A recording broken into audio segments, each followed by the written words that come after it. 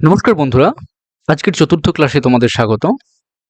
এই ক্লাসে তোমরা জানবে তথ্য নির্ভর সমাজ সম্বন্ধে এবং তার বিবর্তন, তার প্রয়োগ সবকিছুই আমরা জানবো। তো এই চ্যাপ্টারটি তোমাদের এসএসসি লাইব্রেরিয়ানের জন্য খুব গুরুত্বপূর্ণ, যে এর এভলিউশন কিভাবে হয়েছিল এবং সমাজে এর ইমপ্লিকেশন কোন কোন ক্ষেত্রে, এটা নিয়ে আজকে আমাদের বিস্তারিত ক্লাস। প্রথমেই চলে আসি তথ্য সমাজ। তাহলে সমাজের সাথে তথ্যকে জুড়ে দেওয়া কোন ক্ষেত্রে ক্ষেত্রে বোঝা যায় বা কাকে বলে। তাহলে তথ্য সমাজ বলতে এমন একটি সমাজকে বোঝানো হয় যেখানে তথ্য এবং জ্ঞান বা নলেজ, অর্থনীতি, সামাজিক যোগাযোগ, সংস্কৃতি, শিক্ষা ও প্রশাসন ইত্যাদি প্রতিটি ক্ষেত্রে সবচেয়ে গুরুত্বপূর্ণ সম্পদ হিসেবে বিবেচিত হয়।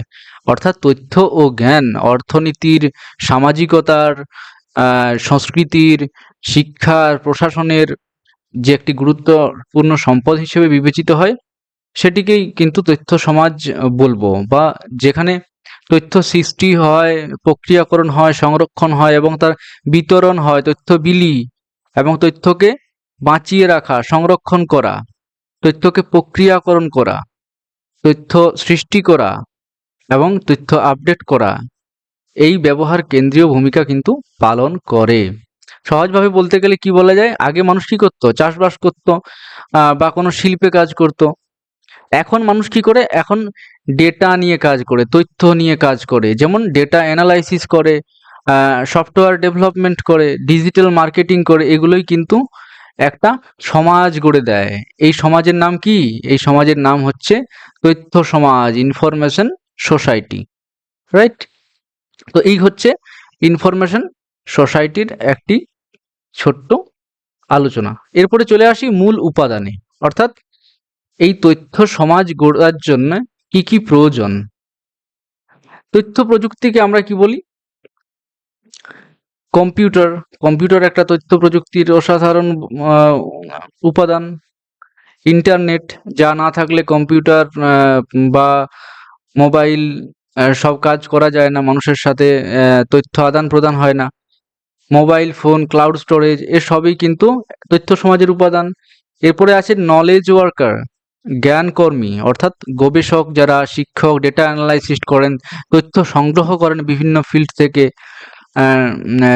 বিশ্লেষণ, এসব যারা কাজ করেন তাদেরকে জ্ঞানকর্মী বলা হয়। গ্লোবাল কানেক্টিভিটি, এটা হচ্ছে যে বিশ্বব্যাপী ওয়েব ভিত্তিক যোগাযোগ ব্যবস্থার মাধ্যমে যে কেউ যে কোনো জায়গায় তথ্য আদান প্রদান করতে পারে।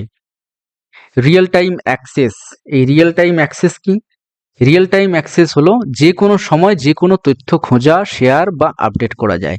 আচ্ছা, এটা নিয়ে হয়তো তোমরা একটু জানার ইচ্ছে থাকবে যে রিয়েল টাইম অ্যাক্সেস কি। রিয়েল টাইম অ্যাক্সেস এটাই যে ধরো তোমার কাছে একটা ফোন আছে, যেটা দিয়ে তুমি কোনো একটা জায়গাতে যেতে চাও। তো তুমি সেখানে কোনো মানুষজন দেখতে পাচ্ছ না, কিন্তু তোমাকে সেই জায়গাটাতে পৌঁছাতে হবে। তাহলে তুমি কিভাবে পৌঁছাবে?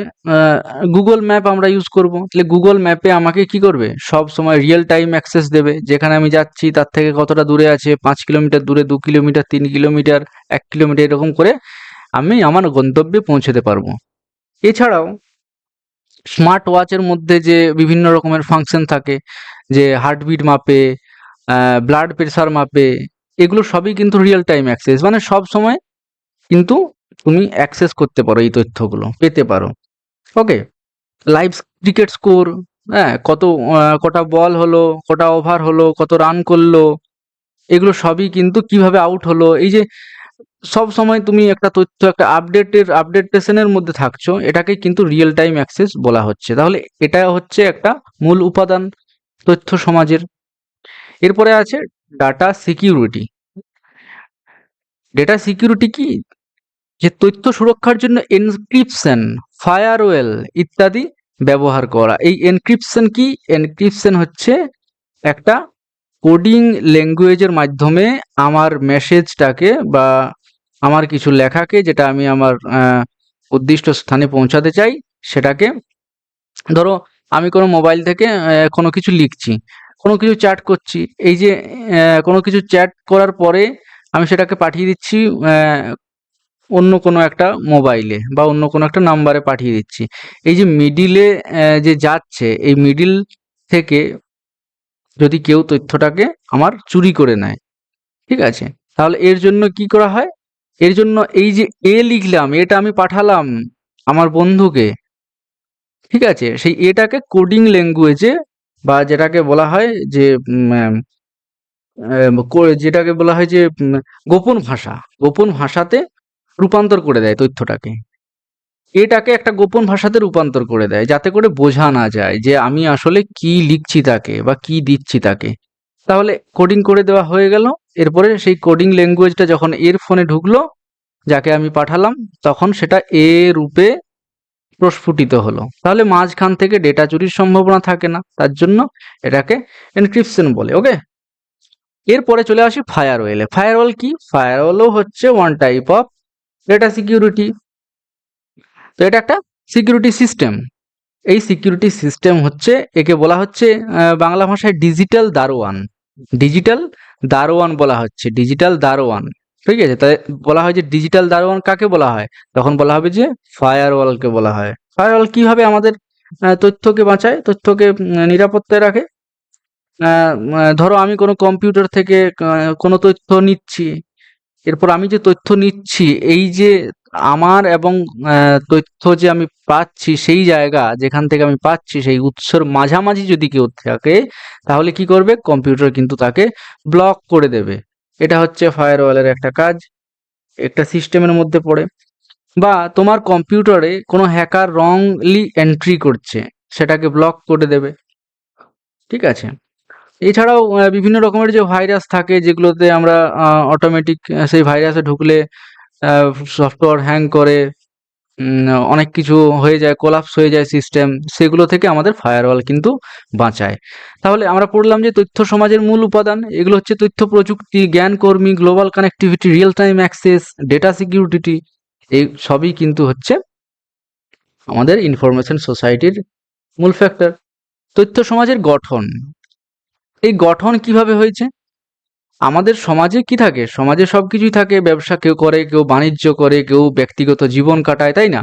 সমাজের মধ্যে মানুষ সবই করে। স্কুল আছে, হসপিটাল আছে, সবকিছুই আছে। কিন্তু ইনফরমেশন সোসাইটি কিভাবে আছে সেখানে?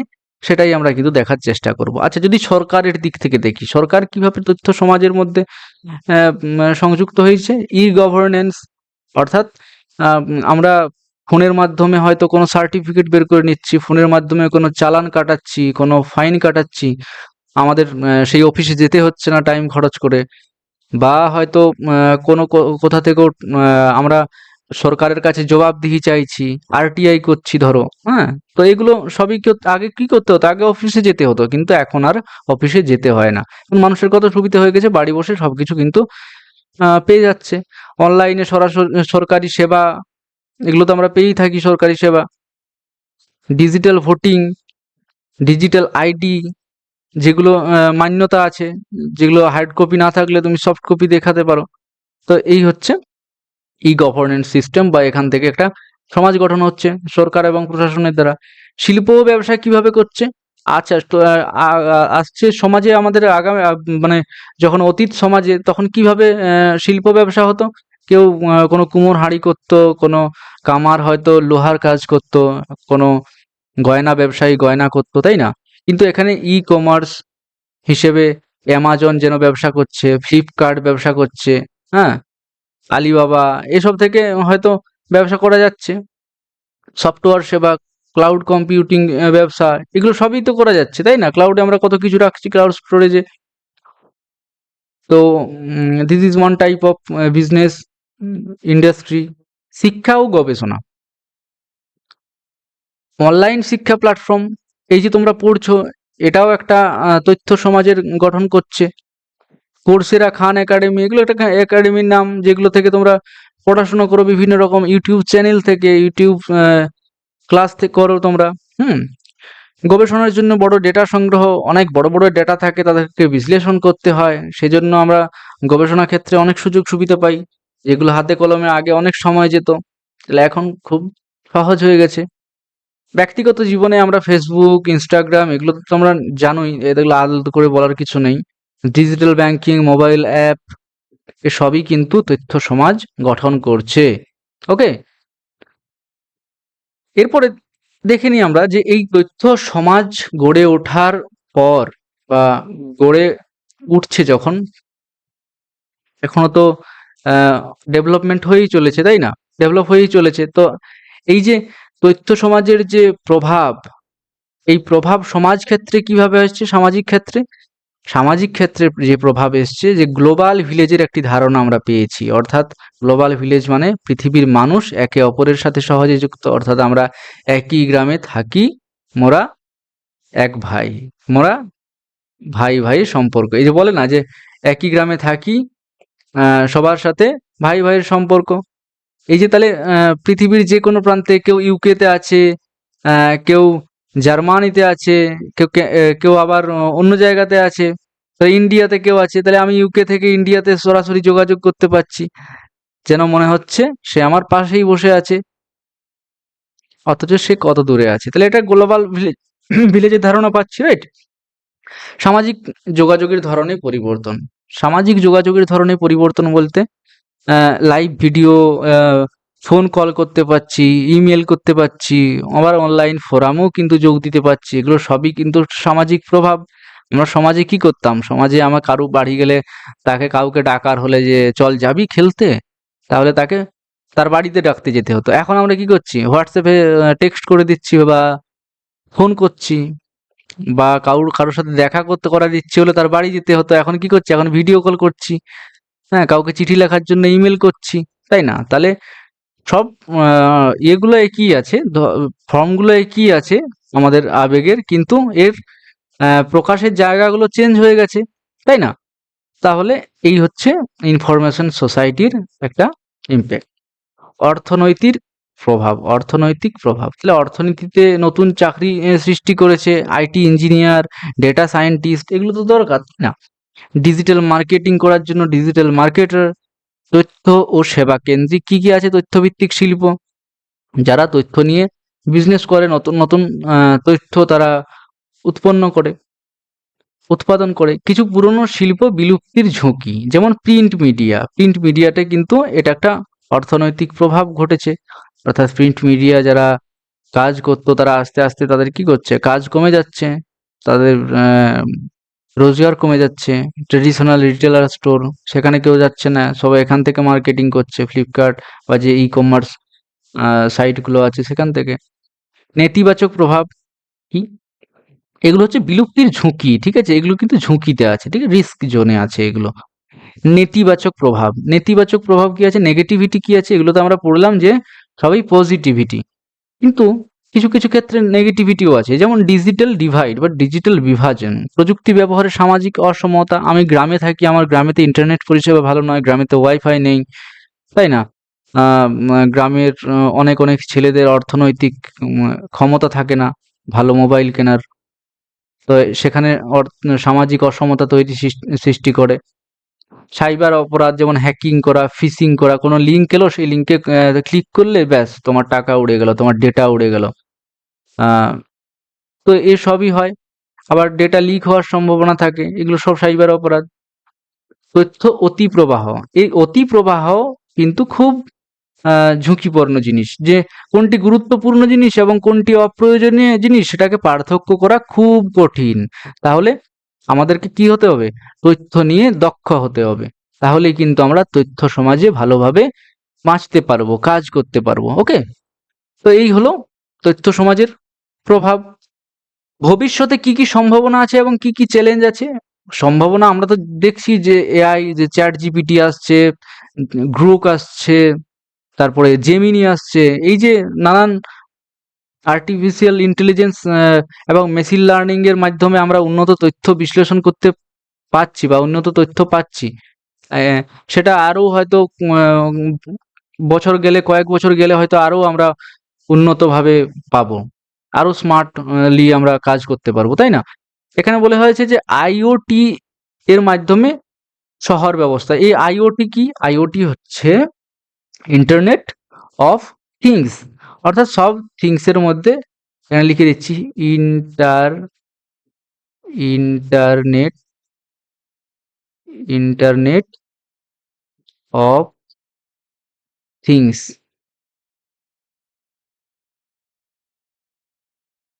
ইন্টারনেট অফ থিংস, আইওটির মাধ্যমে শহর ব্যবস্থাপনা। আচ্ছা, আইওটি কি? আইওটি হচ্ছে ইন্টারনেট অফ থিংস। আচ্ছা, এই যে আমরা দৈনন্দিন জিনিসপত্র ব্যবহার করছি সেগুলোকে ইন্টারনেটের মাধ্যমে একে অপরের সাথে যুক্ত করে, ধরো তুমি একটা মোবাইল ইউজ করছো, তোমার কাছে একটা স্মার্ট কার আছে, সেই স্মার্ট কারটা তুমি মোবাইল থেকে স্টার্ট করতে পারছো, মোবাইল থেকে গাড়ির জানালাগুলো নামাতে পারছো, মোবাইল থেকে লাইট জ্বালাতে পারছো, লক করতে পারছো, অথবা তোমার কাছে কোনো লাইট আছে যেটা দিয়ে তুমি হয়তো সুইচ টিপে আমরা অন করি, কিন্তু সেই সফটওয়্যারটার দ্বারা আমরা কি হচ্ছে, সেই লাইটটাকেও কিন্তু বন্ধ করা যাচ্ছে, আবার রেগুলেট করা যাচ্ছে। টেসলা কার, সবাই জানো যে তোমরা, টেসলা কারটা একটা হচ্ছে আইওটির উন্নত উদাহরণ, যে কোনো ড্রাইভার ছাড়াই ড্রাইভারলেস একটা কার। বা অন্যান্য আমরা জানি এসি, ফ্যান, এগুলো তো এখন মোবাইলের দ্বারা, রিমোটের দ্বারা করতে হচ্ছে, তাই না? তো এগুলোও কিন্তু একটা হচ্ছে আইওটির মাধ্যম। ঠিক আছে, এই মাধ্যমেই কিন্তু ব্যবস্থাপনা করা হয়। শহর ব্যবস্থাপনা কোনো রোডে যে স্ট্রিট লাইট থাকে সেগুলোকে ব্যবস্থা করা, আবার নানান অনেক কিছু থাকে শহরের মাধ্যমে আমরা পাই, যেগুলো মিউনিসিপ্যালিটি, জলের কল, হয়তো আমরা জলের কল কি খোলাই আছে, হয়তো ওয়ান দু টাইমে জল দেয়, দু টাইমে জল দেওয়ার পরে সেটা আহ, সারাদিন খোলা থাকে, কেউ বন্ধ করার নেই, তাহলে কত জল অপচয় হচ্ছে। কিন্তু সেটা যদি আমরা আইওটির মাধ্যমে মধ্যে আনতে পারি ব্যবস্থাপনাটাকে, তাহলে কি করব, বাড়িতে বসে বা অফিসে বসে মিউনিসিপ্যালিটি বা যে কোনো কর্পোরেশন সেখানে কি করবে, অফ করতে পারবে জল, যে কোনো লাইট পরিচালনা করতে পারবে। তো এটা একটা স্মার্ট সিটির কনসেপ্ট। এই কনসেপচুয়ালিটির মধ্যে আইওটি কিন্তু খুব ভালো একটা কাজ করবে। আরো বেশি ই লার্নিং, এই যে ই লার্নিং, ইউটিউবে আমরা সবাই পড়াশোনা করছি, অনলাইনে অফিস কালচার, কোভিডের সময় থেকে যেরকম ভাবে অফিস কালচার অনলাইনে শুরু হতে চলেছে, সেটা খুবই ভালো, তাই না? বাড়িতে বসে অফিস করতে পারছি, ওয়ার্ক ফ্রম হোম, রাইট? এরপরে চ্যালেঞ্জ কি কি আছে? ব্যক্তিগত গোপনীয়তা রক্ষা, আমি ব্যক্তিগত যে আমার তথ্য আছে সেগুলো আমি গোপন রাখতে পারছি না, বা অনেক সময় সেই তথ্যগুলো হরণ হয়ে যাচ্ছে, তাই না? প্রযুক্তিগত বিভাজন দূর করা, ওই যে বললাম গ্রামে ঠিক মতো সুবিধা পায় না, অর্থনৈতিক সমস্যা, নানা রকম সমস্যা থাকে, তো সেগুলো দূর করা দরকার। তো এইটা একটা চ্যালেঞ্জ। সাইবার নিরাপত্তা নিশ্চিত করা, এই যে ফিশিং, হ্যাকিং, নানান জাতীয় যে অপরাধমূলক যে কাজগুলো আমাদের সাথে ঘটে থাকে সেগুলোকে আহ, রুখে দেওয়া, এটা একটা চ্যালেঞ্জ। তথ্য ব্যবস্থাপনায় দক্ষতা, অর্থাৎ দক্ষতার সাথে তথ্যকে পরিচালিত করা, বিতরণ করা এবং আহরণ করা। সাক্ষরতা বৃদ্ধির প্রয়োজন, তাহলে তথ্য সাক্ষরতা প্রয়োজন, তথ্যকে আমরা কিভাবে ইউজ করব, কিভাবে প্রয়োজনীয় অপ্রয়োজনীয় তথ্যকে আলাদা করব, এটা নিয়ে একটা সাক্ষরতা থাকা দরকার, রাইট? তো এই হলো ভবিষ্যৎ সম্ভাবনা ও চ্যালেঞ্জ। এবং আমাদের চারপাশে যে সব দিন ঘটে যাচ্ছে, নিত্য ঘটে যাচ্ছে, যে তথ্য নির্ভর সমাজ আমাদের এগিয়ে নিয়ে যাচ্ছে, এবং আমরা যেভাবে তথ্যকে নির্ভর করে এগিয়ে চলেছি, সেই সম্পর্কে কিছু উদাহরণ দিলে তোমাদের বোঝা যাবে যে একজন শিক্ষার্থী এখন কি হয়, শুধুমাত্র বইয়ের উপর নির্ভরশীল কি? তুমি কি শুধুমাত্র বই পড়ো? না, তোমার মোবাইল থেকেও নিশ্চয়ই ইন্টারনেট ব্যবহার করে নানা রকম অনলাইন কোর্সে ভর্তি হও, নানা রকম পিডিএফ ডাউনলোড করে বই পড়ো। তো এটা একটা আহ, উদাহরণ, তাই না? একটা ব্যবসা প্রতিষ্ঠান অফিসে বসে অনলাইনে ক্লাউডে ডেটা স্টোর করে বিশ্বব্যাপী ক্লায়েন্টের সাথে কাজ করতে পারা। ব্যাংকিং ব্যবস্থা এখন ডিজিটাল, হ্যাঁ, ইউপিআই আর তো কিছু বলারই নেই। ফোনপে, গুগল পে, আবার কত রকমের পেমেন্ট সিস্টেম, কত রকমের আবার ব্যাংকিং সিস্টেম আমরা পেয়েছি। সেখানে মানুষ কিন্তু আর অফিসে যেতে হচ্ছে না, ব্যাংকে যেতে হচ্ছে না, কোনো শাখাতে যেতে হচ্ছে না, মোবাইল অ্যাপের মাধ্যমে সে তার অ্যাকাউন্টটাকে পরিচালনা করতে পারছে, তাই না? সামাজিক যোগাযোগ, সামাজিক যোগাযোগ, তাহলে চিঠিপত্র এখন আর খুব একটা লেখা হয় না, শুধুমাত্র কোনো গুরুত্বপূর্ণ কিছু এলেই তবেই সেগুলো আসে আমাদের কাছে, তাছাড়া তো নয়। তাহলে ইমেল বা অন্যান্য কিছুতে আমরা মেসেজ পাঠাই, আমরা যে কোনো লেখার থাকলে, কোনো জানানোর থাকলে লিখি, ফোন করি। তো সামাজিক যোগাযোগ, এগুলো আমরা নির্ভর করে আছি এসবের উপরে। সোশ্যাল মিডিয়ায় মুহূর্তেই বন্ধু হওয়া যাচ্ছে, আবার পুরনো বন্ধুদের খুঁজে পাওয়া যাচ্ছে, যারা স্কুলের বন্ধু হারিয়ে গেছিল, কলেজের বন্ধু তাদেরকে আবার ফিরে পাচ্ছি, পরিবারদের সঙ্গে সংযোগ স্থাপন করা হচ্ছে, তাই না? তো এগুলো আমাদের চারপাশে নিত্য ঘটে যাচ্ছে। তাহলে এটাই হচ্ছে একটা সমাজ। এই যে সামগ্রিক ব্যবস্থাপনাটা, এটাকেই বলা হচ্ছে ইনফরমেশন সোসাইটি। এরপরে আমরা জানবো যে এই ইনফরমেশন সোসাইটি কিভাবে এলো। হঠাৎ করে তো আসেনি, নিশ্চয়ই একটা বিবর্তনের পথ ধরে এসেছে, তাই না? তো বলতে গেলে এর উত্থান বা এভলিউশন একটা দীর্ঘ সময়ব্যাপী প্রক্রিয়া, অর্থাৎ একটা দীর্ঘ সময় ধরে চলেছে, তাই না? বিভিন্ন পর্যায় আছে, সেই পর্যায়গুলো বিশ্লেষণ করা হচ্ছে, ঠিক আছে? বিশ্লেষণ করা হচ্ছে প্রাক উদ্যোগিক যুগ। আচ্ছা, যখন উদ্যোগ নেওয়া হচ্ছে, যাকে বলা হচ্ছে প্রি ইন্ডাস্ট্রিয়াল ইরাও বলা হয়। এই সময়কালটা কি?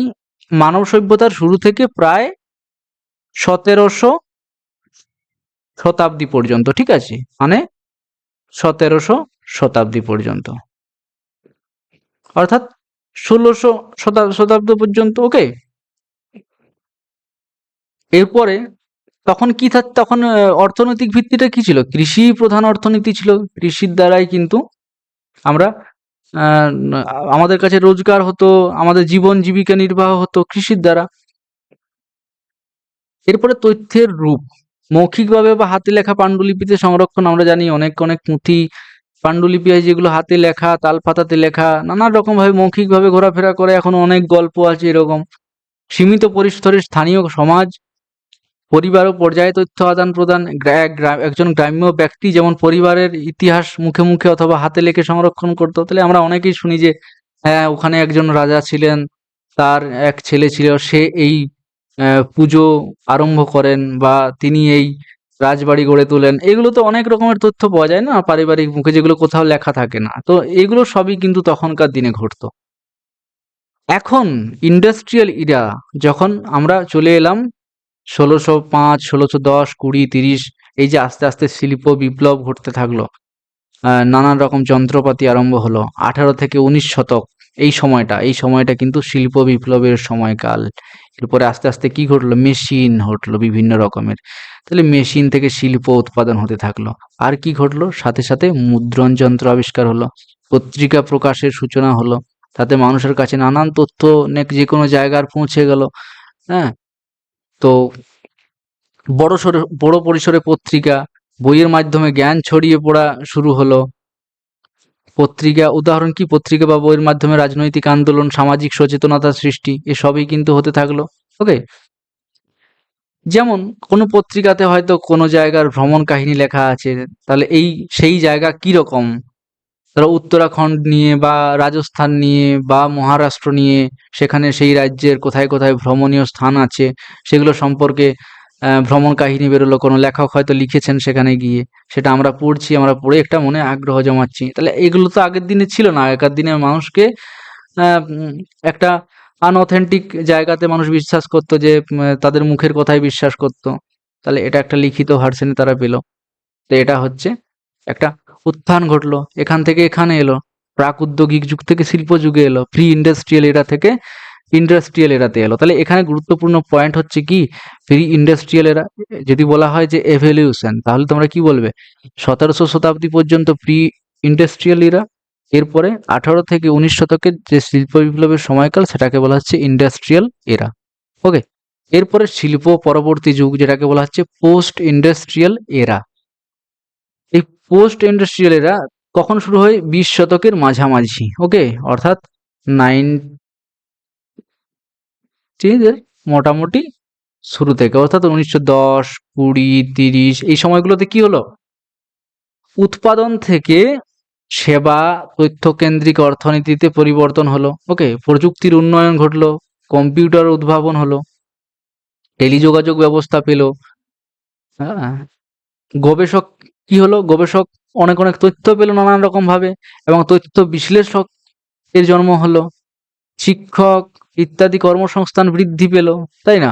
যখনই আমাদের তথ্য দরকার হবে, তখনই আমরা কাদের কাছে যাব? কোনো দক্ষ মানুষদের কাছে। তাহলে যারা তথ্য নিয়ে কাজ করে বা তথ্য বিশ্লেষণ করে, সেগুলোর পেশাগুলো বাড়তে থাকলো, সেগুলো নিয়ে জীবিকা অনেক মানুষ সৃষ্টি করতে লাগলো। চাকরি সৃষ্টি হলো নতুন নতুন বাজারে, তথ্য নিয়ে, বই নিয়ে, নানান রকম ব্যাপার নিয়ে। গবেষণাগারে ডেটা সংগ্রহ করে নতুন প্রযুক্তি আবিষ্কারে কাজ করা, এগুলো সবই কিন্তু শিল্প পরবর্তী যুগে ঘটছিল। এরপরে কি হলো? মডার্ন ইনফরমেশন সোসাইটি, অর্থাৎ আজকের দিনে 1990 থেকে আজকের দিন পর্যন্ত, অর্থাৎ 2025 পর্যন্ত 2025 পর্যন্ত কি ঘটলো? ঘটে গেল এক আধিপত্য। কিসের আধিপত্য? তথ্য প্রযুক্তির আধিপত্য ঘটলো।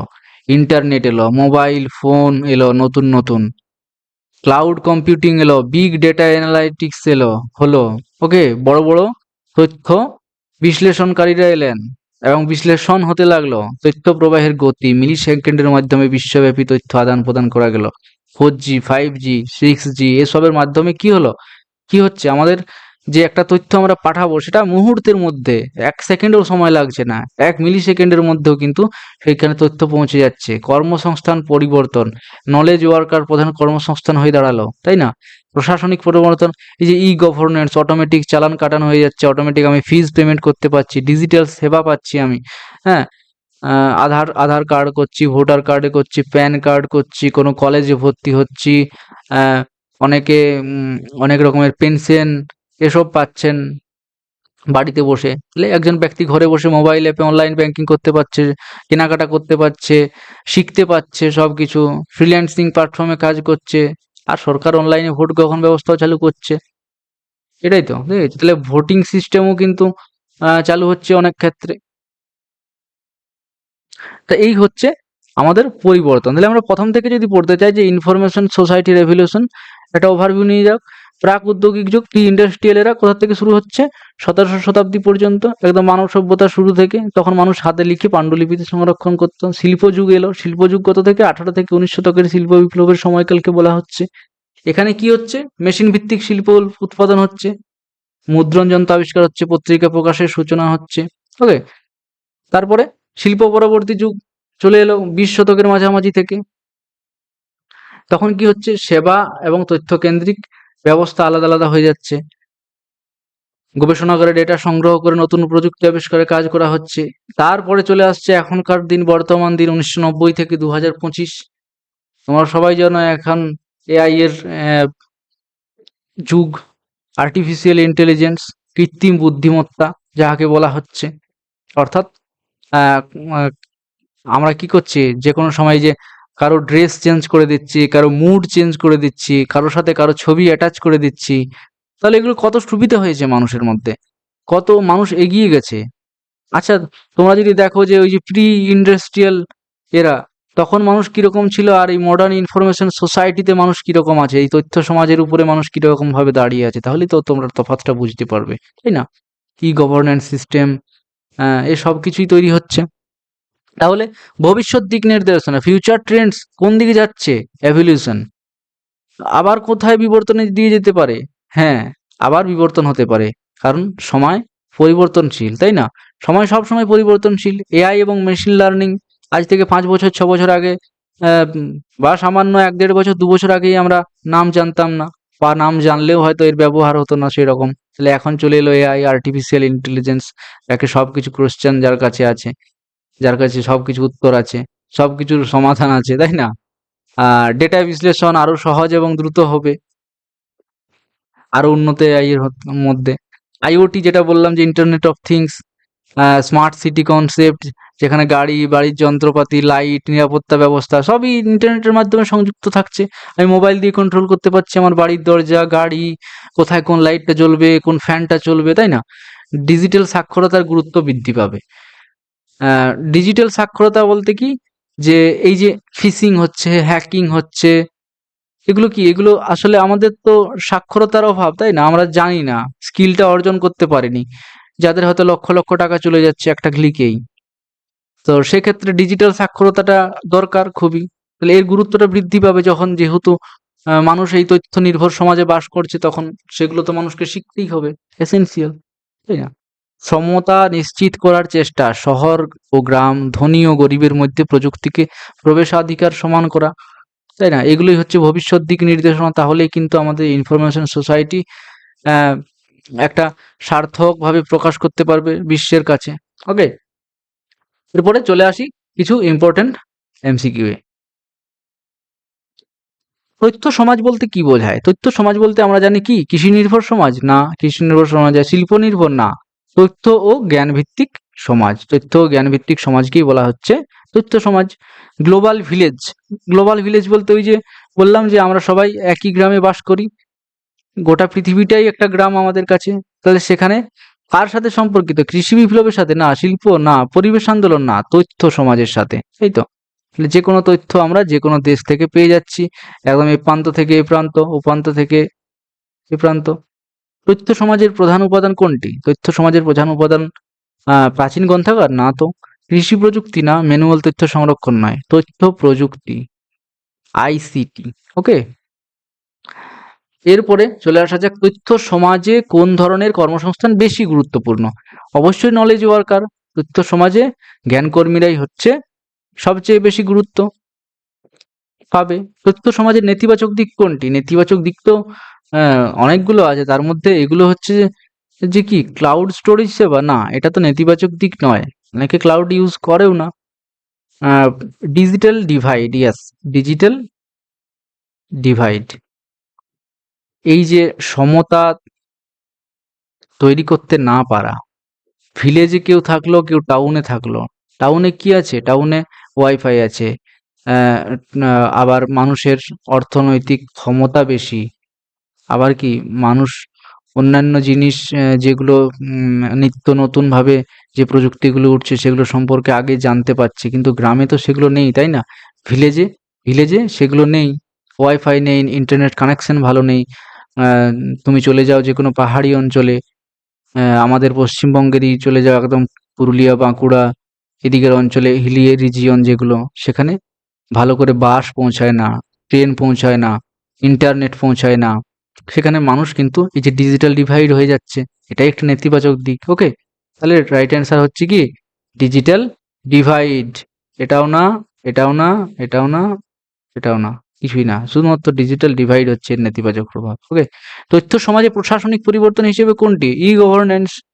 ওকে, এরপরে চলে আসা যাক তথ্য সমাজে তথ্য নিরাপত্তা নিশ্চিত করতে কোনটি প্রয়োজন? শক্তিশালী আইন কাঠামো, শুধুমাত্র ব্যক্তিগত দায়িত্ব, তথ্য প্রচার বৃদ্ধি, না প্রথাগত বই সংরক্ষণ?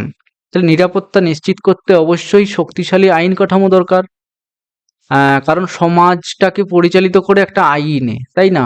তার জন্য আমরা সুন্দরভাবে বসবাস করতে পারছি, আমাদের নিরাপত্তার জন্য সরকার ভাবছে, সংবিধান আছে, নানা রকম অধিকার আছে সাংবিধানিক।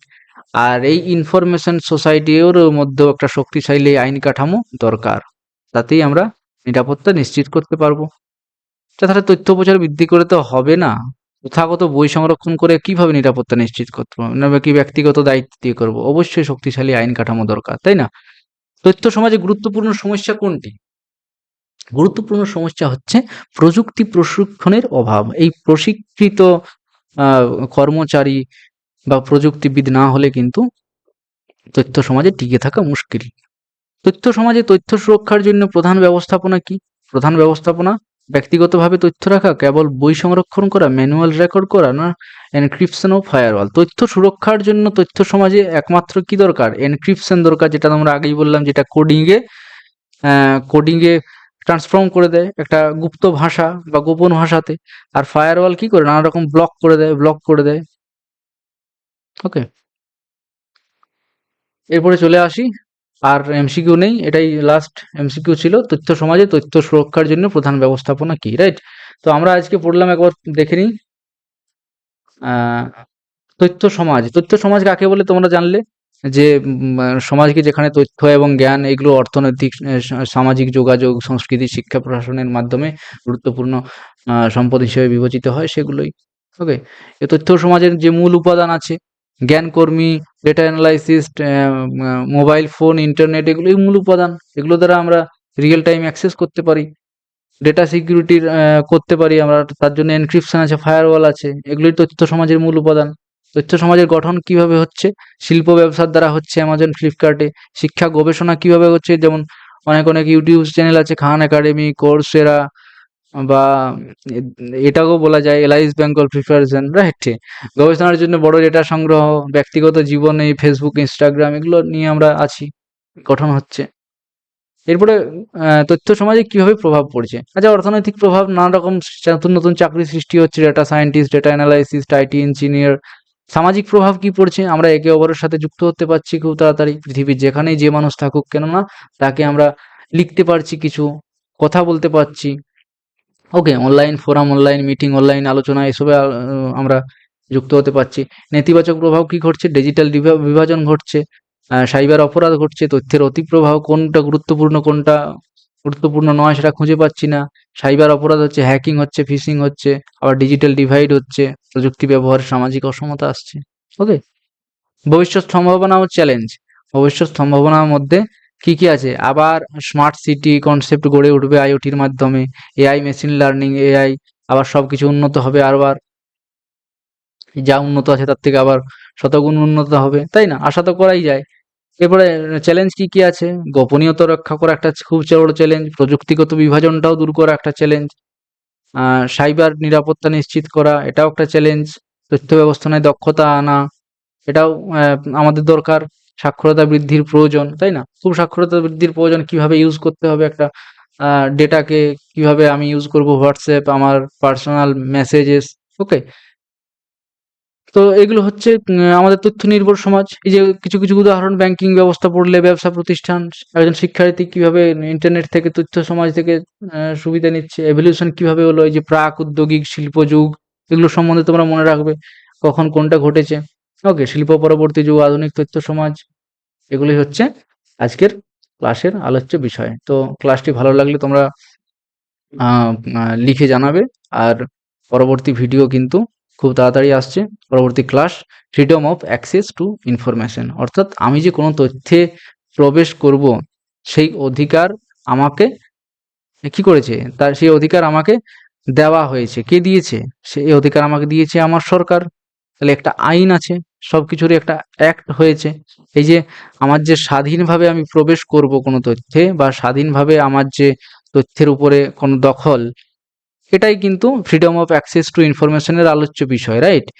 যেমন ইন্টেলেকচুয়াল প্রপার্টি আছে, প্রপার্টি রাইট আছে, কপিরাইট আছে, সেন্সরশিপ, আবার আরটিআই করে আমরা অনেক কিছু জানতে পারছি। আবার অনেক কিছু ওষুধের আবার পেটেন্ট থাকে, তাই তো? ওষুধের কেন, অন্যান্য অনেক কিছুই যারা আবিষ্কার করেন তাদের পেটেন্ট থাকে। ওকে, ট্রেডমার্ক, এগুলো সবই কিন্তু এই চ্যাপ্টারের মধ্যে আসছে। তো এটা একটা গুরুত্বপূর্ণ চ্যাপ্টার। সো তোমরা দেখতে থাকো, খুব তাড়াতাড়ি ক্লাসটা আসছে। ওকে, সো থ্যাংক ইউ, ধন্যবাদ ফর ওয়াচিং, রাইট? ওকে।